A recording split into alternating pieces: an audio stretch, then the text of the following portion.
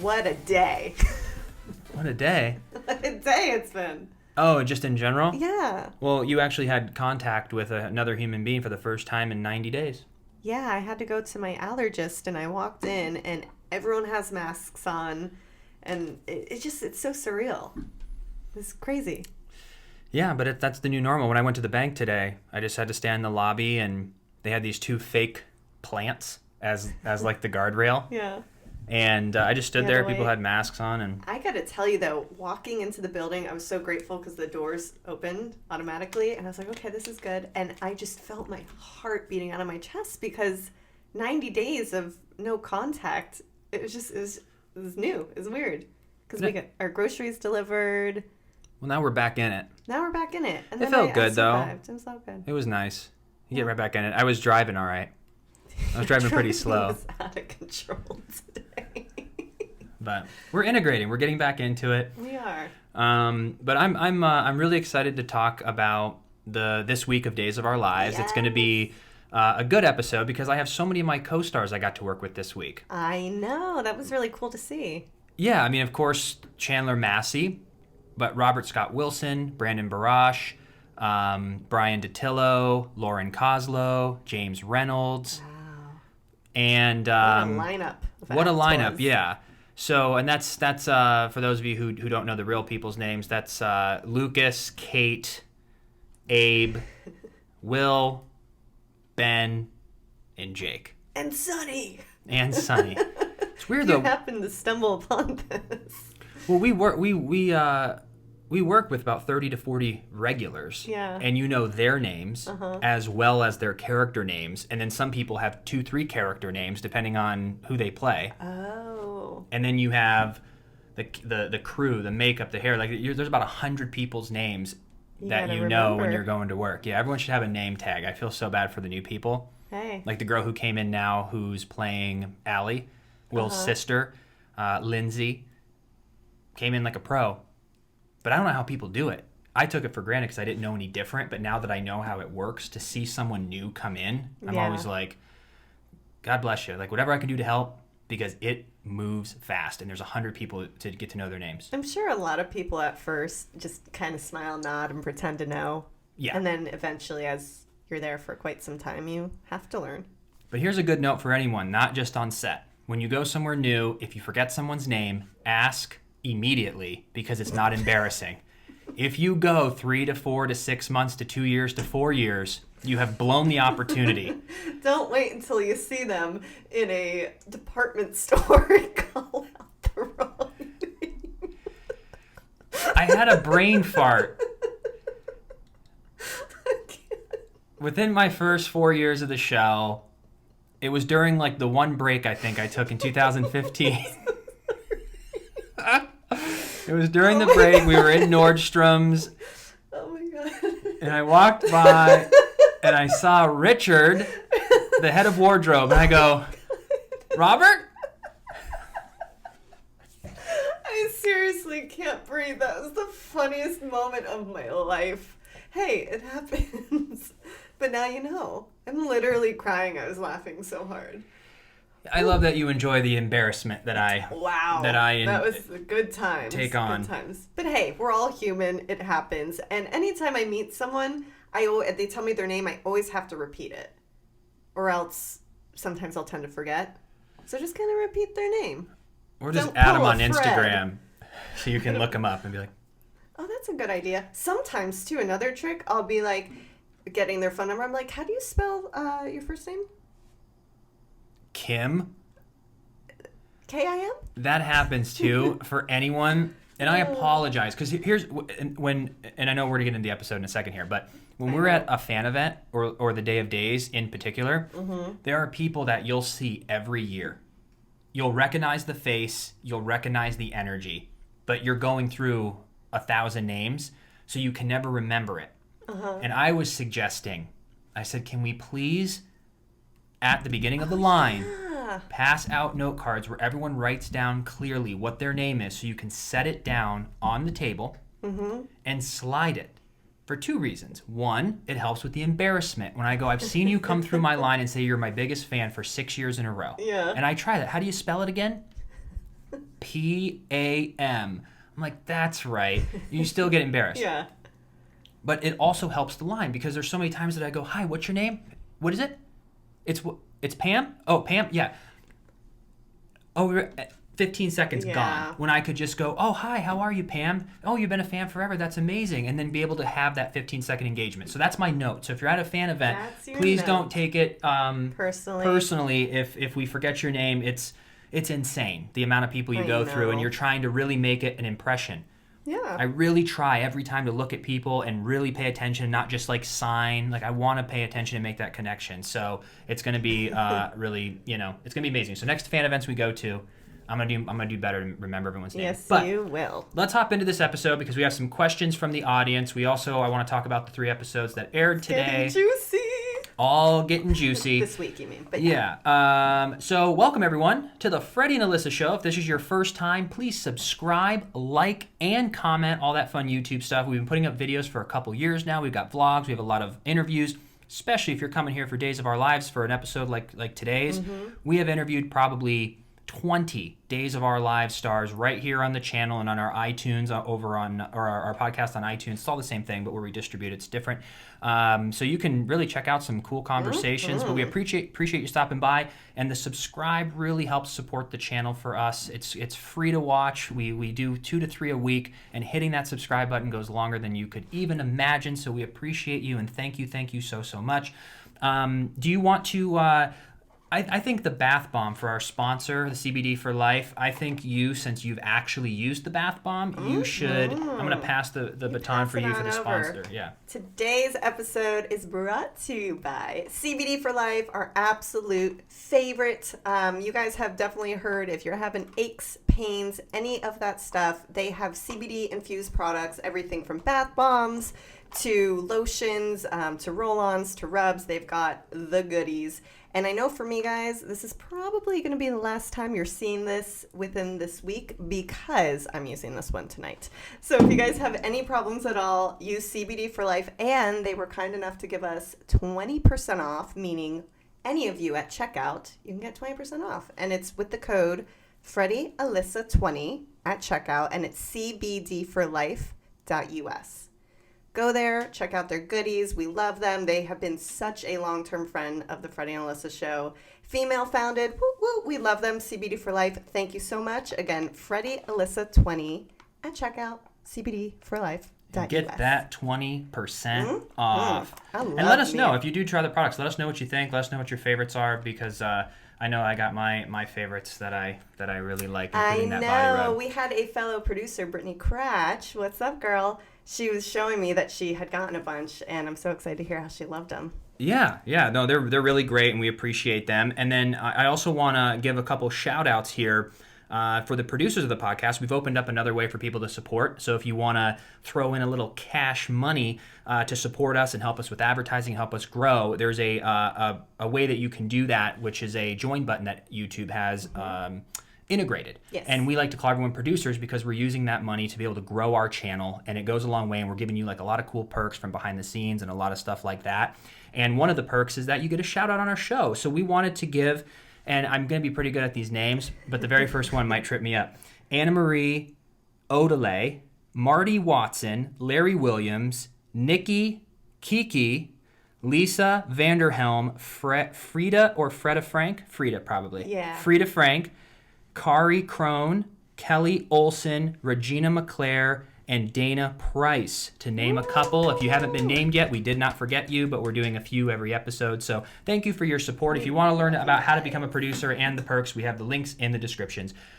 Without further ado, let's hop into it. Wow. Why did we do it like that? I don't know. It's a line, baby. Here's what I want to start with. Number 1, how cool was the garage set that they built? Pretty freaking bad ASS. It looked super real. It was massive. And that's one of our little delights. You have to realize when we work on days, it is you walk in and there are 2 doors on each side of the lobby, like I like to call it, of the studio. You have Studio 4 and Studio 2. And still to this day, if I walked in, I don't know which side anything's on because they look identical, but there's different sets.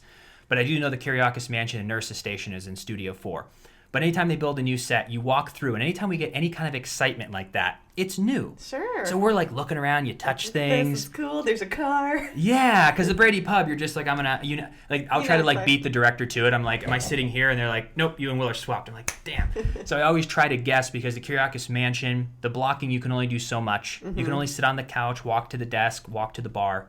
So anytime there's a new set, it's really exciting. So I was like, that's really great. And then me and Brandon got to work together. Can I just say, when we threw it on, I was like, wait, that's Brandon? Because he had this accent. So basically he's playing two characters, correct?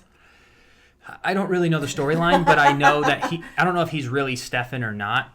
Okay. But he's, actually I wouldn't be able to tell you because it's a story point, but I don't know. Okay. So, but yeah. And he had an accent, which was so different, because the only time I ever met him was right when we did the podcast. And he had a beard. He looked so different, but I was like, wait a minute. That's who we had the podcast with. And he did so wonderful. You don't see Brandon in that character. No. That's why I had to go, wait, what? Yeah. That's him? He does a really great job. Awesome. He got to use a little comedy. He was a little sketchy of a character too, and he had all that. So that was good. And then it was one of these episodes where, I've said this before, I was probably happy the day of because I didn't have much to memorize. Right. But then when you watch it, you're just like, good job, Freddie. You nailed your one line. You nailed it good. You had some good looks, babe. Yeah. So you have to try to be part of it and be in the momentum of the scene. Yeah. But it turned out great, and it was a couple of those episodes where we as the actors know it as exposition. Mm-hmm. I don't know if any of you who watched pay attention to the fine detail, or if to you it's just all the same. But with us, it was very, we were pushing a storyline of somebody else rather than me and Will talking about ourselves. It was exposition of like what else was going on. Right. Those are the most difficult days, because you're really not connecting to what you're saying, because it's not really emotional. Like, yeah, you're worried about Gabby, but this is about as much as you do. You're like, I hope that she's okay. It's your job to fill everyone in who might not have seen yesterday's yes, episode. You're just like, happening. where was she at? She was at the nurse's station, then she went over to my Uncle Eric, or whatever it is. Now I'm just making stuff up. But yeah, the exposition is always the hardest to memorize because you can't internalize it. Like me looking at a character and talking to Wally and how much he means to me, you instantly connect because you're connecting. When you're doing exposition, you're like, all right, I have to name these three characters. What did they each do? And it might seem when you're watching that Sonny, of course, in Salem knows what's going on. Mm-hmm. But if I didn't film it, I don't know what's going on. So Sonny has been there. He might have went and talked to Gabby, but they didn't film it, so I don't know what the hell was going on. So we're doing exposition going, oh, this happened. I was at the Brady Pub, and then she went here, she went there. I'm just like, did she? So you have to make that real. So the exposition ends up being harder because you can't really connect too much to it. So every now and then you'll have those episodes. So that was my first two episodes where I was just kind of like just chilling. Yeah. And Chandler and Brandon kind of did all the work, and then Robert Scott Wilson comes in. And it's just fun to work with other people too. Yeah. I got to work with Robert. We didn't actually like work together, but we were in the same scene. So you get to kind of kick it with someone. You get to come block. Yeah. You block your scenes. You talk, with each other. And new energies you get to work with. Then you go run lines. I can't remember if we ran lines that day or not, but I'm assuming we all got together and ran lines, and you get to build a little more relationship, because me and Robert used to work together all the time. In the beginning. Because he used to work at TBD, and I think we had some other scenes together. We did, yeah. And then it just kind of disappears, so you only see each other in the hallway. Mm. And then with James Reynolds, I was so happy I got to work with him, even though it was a short little thing where you shake his hand and you come in. But someone like James I haven't really worked with at all. Mm-hmm. The most I talked to James was not the most, but like I remembered this moment with him. We went to a fan event in Colorado. Where was the last group one I did? Remember I told you me and Robert and Nadia all flew back on the same flight? Was Colorado. I think it was Colorado. It wasn't too far. But there was like a big dinner, and me and James were sitting next to each other, and we just talked. Mm-hmm. And it was so cool. Like I remember talking to Paul Telfer a lot there. Mm-hmm. There was just certain people that you build those bonds with, and you don't get to on set. And I was so happy when James won his Emmy. He's someone that deserves it. That was like 2 years ago, right? Yeah. I remember that, and everyone was so happy for him. It was just such a sweet, special moment because he's worked so hard. Yes, You and he know? shared all of that. And his Great speech. he's I really wish people could see more of just how great all these people are, because James is one of those people that doesn't just say hi to you. He stops, takes his time, and he every time he sees you, you see him seeing you when you see him in the hallway, even if it's brief. How are you? How are you doing? How you doing? So it's great to work with him. I think we even joked that day. We're like, all right. Like, I think we just walked in and shook his hand and said, she's missing. And he's just like, oh. And then that was it. Huh. So we did that. And then one little other note, which is really fun, is I do remember this. When we walked into the police station, we had that scene. And so we break at 12:30 every day. 12:30, sometimes 12:35. And we break for lunch. Doesn't matter what you're doing. When that 12:30 or 12:35 hits, you instantly shut down and you go to lunch for an hour. And me and Chandler, I remember we had the scene with James Reynolds in the police station, and right across that police station set is the exterior of the Brady pub. Okay. And it worked out that me and Chandler worked earlier that day.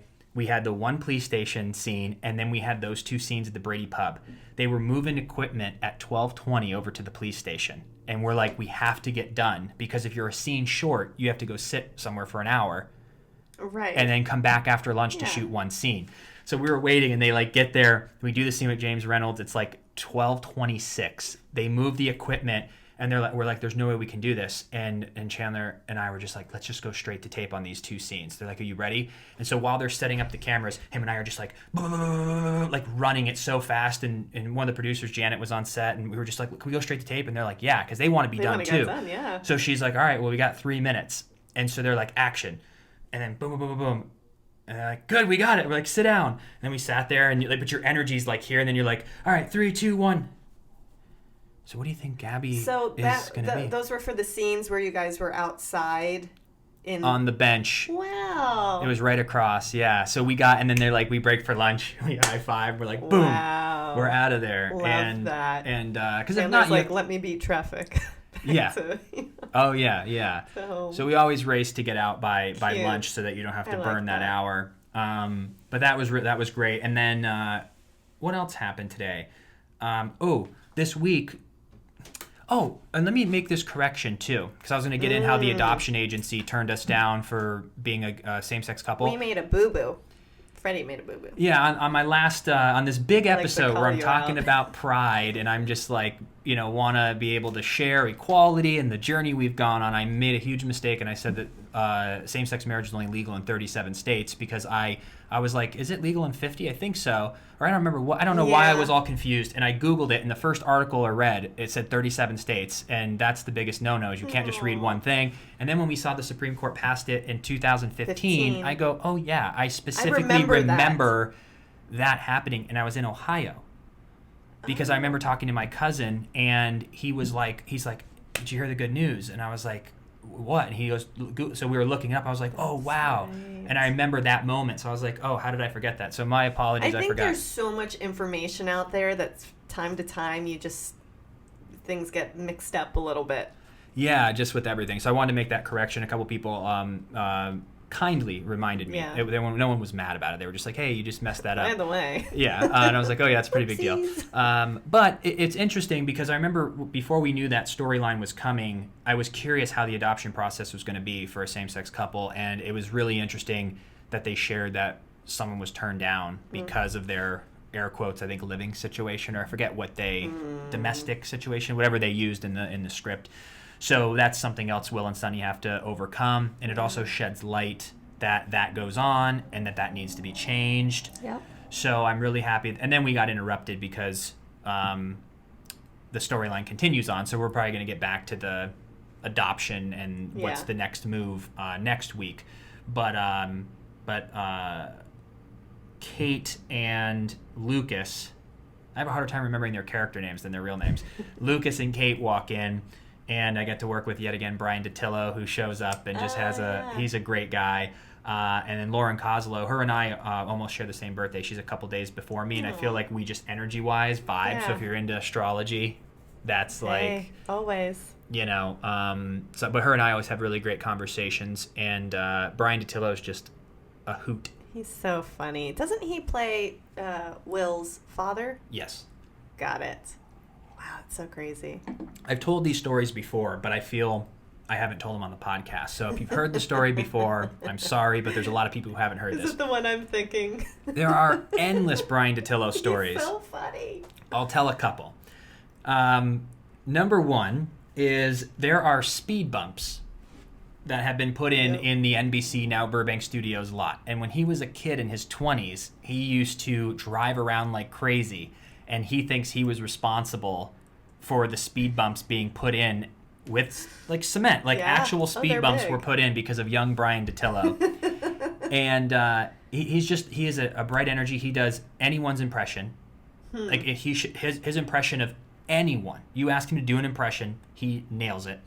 And then I remember this one day we walked into his room and we were going to run lines or something, and it smelled like paint. And I was like, what smell? It's like, what's this? And our room, I mean, you can't see here in the podcast view, but this room's what?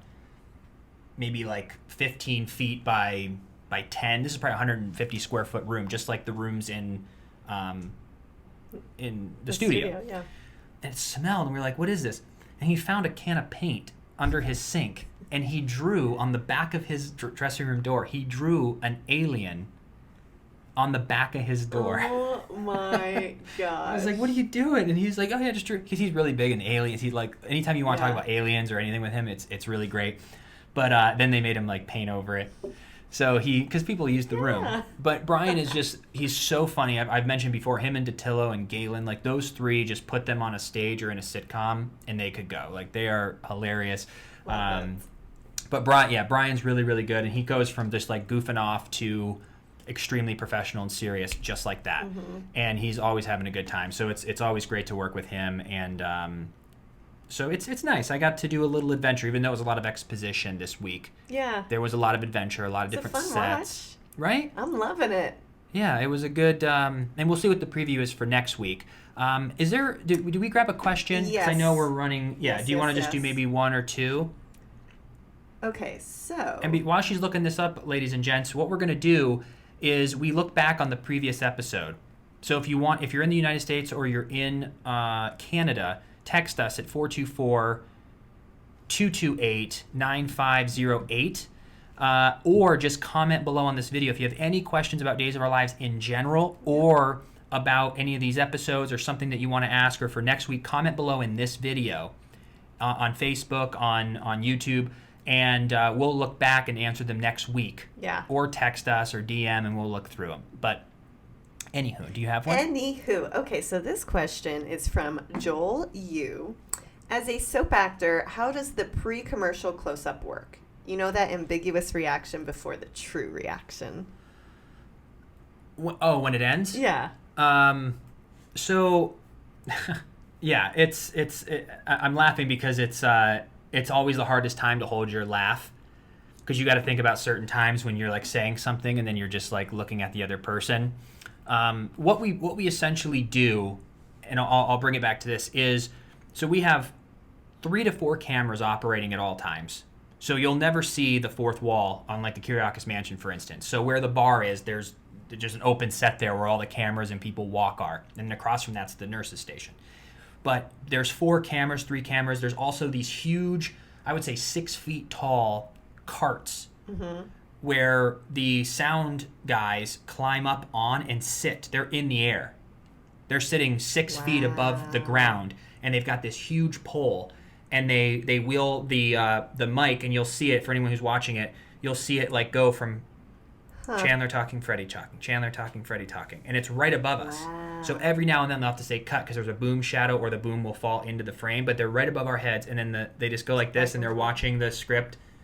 Well-oiled machine. Well-oiled machine. But there's 4 cameras, sometimes 3, most of the time 3, and there's these red tally lights that are above the cameras because we shoot all at the same time. So in a traditional film or in a television show, sometimes they do single cam. So they're going to shoot a wide shot of Alyssa, a close-up of Alyssa, and then they'll shoot a wide shot of both of us, and it's one camera. Then it's a close-up of Freddie, a wide shot of Freddie. So there's like a bunch of different setups. But on a soap, you have 3 cameras going at once, and it's edited and done, not edited, but it's shot in order. So the red tally light will come on knowing that's what they're intending to show. So when you're acting, a lot of actors will say, "Can you please take the red tally light off?" Because it'll mess with them because they're like, "Oh, now I'm on camera and it takes me out." Yeah. For me personally, I like the red tally light because you can perform for the camera. Yeah. So there's times if I'm listening and I'll see the red light on me and I'll finish a speech. Yeah. Then I can listen to Chandler, whoever I'm talking to.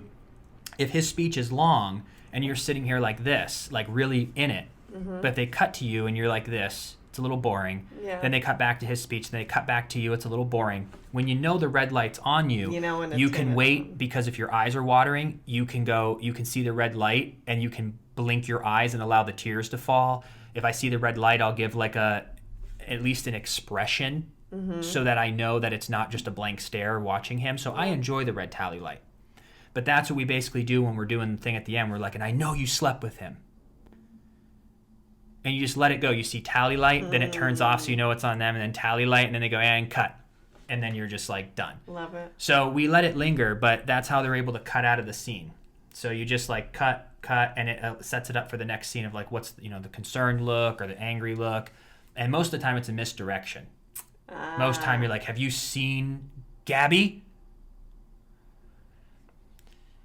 And then the next scene is, what are you talking about? No, I haven't seen Gabby. So we sometimes will play into that emotion to make you think something else because it's good TV. Right. So there's times that it's just like, would you sleep with him? Oh, he's caught. And then you go, and the next scene comes, you're like, no, what are you talking about? I didn't. So you kind of can set it up and play with the audience so that the audience can enjoy, the misdirection. Yeah. So hope that answers that. And then we did have one other question from Sandra I saw through text. What's the process like before you start shooting? So like when you get to set, do you go into makeup right away? How long does that take? What about wardrobe? Yeah, so we I'll try to condense this, but also make it full of interesting stuff for you, for everybody. So we each get different call times. So it starts off with getting an email before. We'll essentially get an email about when we're working the following week. So I'll go, okay, I'm working Monday, Tuesday, and Thursday of next week, but I don't know when. But on Friday, I will get an email around noon that shows the schedule for Monday. And I'll most likely, as a guy, be called in at 7 or I'll be called in at 12:30. So if you're called in at 7, you go in, you get your hair, your makeup done, and then at 7:30, they start dry blocking. So what that essentially means is that if the Kiriakis mansion is up and you're the first 7 scenes of the day, when they start dry blocking, you'll hear over the speaker, Freddie, Chandler, to the Kiriakis mansion, you're dry blocking. Freddie and Chandler are dry blocking. So we'll stop what we're doing. Sometimes we'll go out with like napkins in our shirts because there's makeup being put on or you have your hair being cut or whatever. You go out and that's where it's you and the director and whoever's acting in the scenes and you say, what's up? And then you'll go over the lines, not actually acting it. Sometimes we do. Most of the time it's just like, oh, where's Gabby at? Oh, she's here. Yeah, I don't even know where she's at. It's just, you just run them because of the blocking. So that's where we're like, Freddie, you're going to walk to the chair on this line. You're going to sit on this line. You're going to walk to the... So we learn where we're walking with our lines. And that's when you can ask the director to say, hey, what did Sonny really mean by this? Or, hey, can I change this line? Is that okay if I change this? So you can kind of talk to the director at that moment so you don't slow production up when it's time to go. So that's your moment. Then you go back, you get your hair and makeup done. Then me and Chandler around like 8:30 would for 15 minutes, we would go run lines. So we're in his dressing room, my dressing room, we're in the makeup room, and you just sit there and you just go, just real quick. Yeah. Just run them. No emotion. Sometimes you give a little, maybe 30%, 50%. And then at 8:45, you go tape. And if it just happens to be in the Kiriakis mansion, your first 7 scenes, and that's it, you go home at 9:30 in the morning. However, you could do the first 7, and then you have to show up like at the police station for one scene, but that might be on another set, and you might have to sit there all the way till 3:15 before you go do one scene. So Chandler Massey has infamously said, that's getting burned. And so him and I will always joke, he's like, oh, I got burned today. I'm like, yeah, I got burned too. Because you'll look at your schedule and you just hope that you're all in the first half of the day. You don't want to get burned and be in both halves. Especially when you live far, because when we used to live in Pasadena, that was a lengthy drive for you to go, well, for me to come home and then to go all the way back, it wasn't worth it. No. It's and they've done a really good job. You really don't get burned. I think you only get burned if they have to, because it's just how it works. They can't move the equipment just for you. Yeah. So I feel you had a great schedule generally. Generally, I think the people who have it the hardest are like the police officers or the people who are running set to set. So if you're not, most of the time in the Kiriakis mansion, Chandler's one of his favorite things. I think he even said in an interview, he's like, I love being locked up in prison. Yeah. Because you're in the same wardrobe and you're always there. So his days were always short because every episode was in one location. How about being in a coma? Being in a coma is the best. You don't have to show up for blocking. Has Sonny ever been in a coma? I think there was like one day where I was getting surgery, I got stabbed or something. So for one day I was in a coma and I was like, yeah. Another time when I came back from, I don't remember when it was, but the end of the episode, they opened the door and I was there and that was the whole episode. But you get credited for that episode. You get paid, you get credited. So the whole episode was just me standing at the door and it's an episode. Now, sometimes when they will use footage from an old episode, do they actually use that footage? Or do they have to reshoot most it? of the time they use it. Sometimes they do a recreated. They call it recreated. A recreated flashback. So we'll reshoot something if we want a flashback, if it helps the story. But most of the time, I think they reshot some of the wedding stuff with me and Chandler because Guy Wilson was playing. So they just shot like a couple scenes so they could flash back to us. A lot during the time hop, we did newly recreated. What is it called? It's bugging me. Newly created. It had a better flow than what I'm saying. Yeah. Newly created. It's on the tip of my tongue, too. Flashback. But most of the time, they just cut back to real footage, which is really great. But that's all it is. Or if you go in at 12:30, they're at lunch for an hour. And during that lunch, you eat and block at the same time.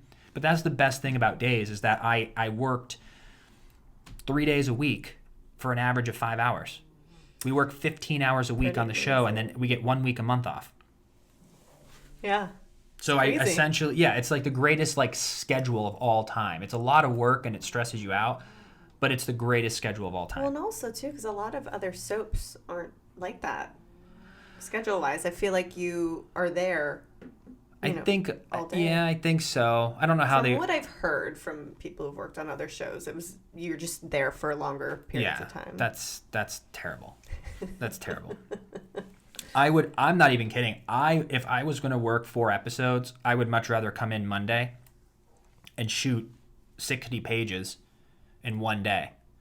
I'm all about, because there is times that we'll shoot Kiriakis Mansion, and then we come in the next day. We get the hair, the makeup, the wardrobe, we go back and then shoot another episode of it. I'm like, we're already there. Let's just do it. You know, Benjamin. Are we boring you, Benji? But I think it all has to do with like who's directing, and there's certain episodes that are divvied up, and but there's certain times I'm just like, oh, let's just do it. We're here tomorrow. Let's just do it. Let's go. Like, they can't. Let's do it. They can't. Let's do it. Because what if some character is in the same wardrobe and the same location for 7 episodes in a row? Let's do it. They're gonna shoot it. Let's do it. They gotta go Perrette, baby. Let's do it. Let's do the challenge. I love these podcasts. They're so fun. We get to learn more about the set and getting burned. Getting burned's always fun. Getting burned. Yeah, I missed that. That's really fun. But yeah, well, thank you. But yeah, leave some questions. I want to make sure that we've answered all your questions about the show. So if there's anything, there's also 2 episodes not episodes, but videos that I've done where I answered the 20 top questions that I've gotten over the years, and it's here on our YouTube channel. Yeah. So I'll see if I can link them up at the end of this video, or if not, I'll put them in the description. But they're the top 10 questions. I did 2. So there's 20 questions that goes over a lot of information that should cover most of your questions. But if I don't, make sure to write us. Let us know. But thank you all so much, and we'll be back next week. We appreciate you. We'll chat with you guys below. Yeah, so have a good one, and until next time.